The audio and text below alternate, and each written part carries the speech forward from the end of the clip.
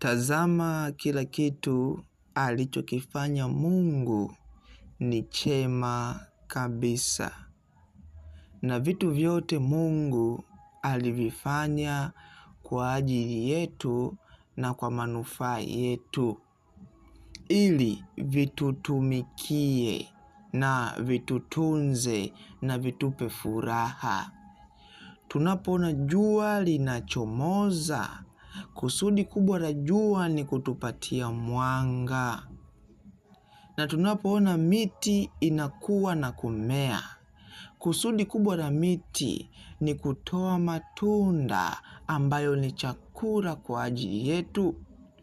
Tunapoona ardhi, kusudi kubwa la ardhi ni kwa ajili yetu pia. Kwa hiyo vitu vyote vimeumbwa kwa ajili yetu ili vitutumikie, sio sisi tuvitumikie. Kwa maana hiyo, sifa na utukufu vinarudi kwa Mungu aliyeviumba vitu vyote. Ninapokula tunda na kusikia ladha tamu na kulifurahia lile tunda, sifa na utukufu na shukrani na virudisha kwa Mungu aliyeviumba vitu vyote. Maana yeye ndiye ambaye anastahili. Hakuna kitu chochote duniani wala juu mbinguni kinachostahili utukufu na heshima isipokuwa Mungu peke yake. Maana yeye ndiye muumbaji wa vitu vyote kabisa.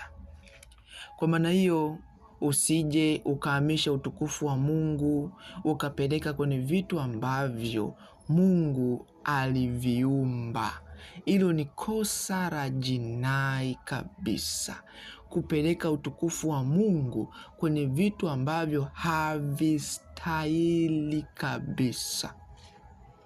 Hivyo utukufu unabaki kwa Mungu.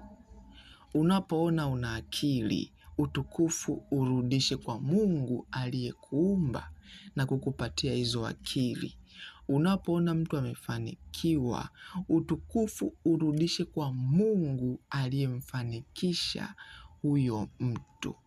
Kwa hiyo sifa na utukufu virudi kwa Mungu, maana yeye ndiye ambaye anastahili.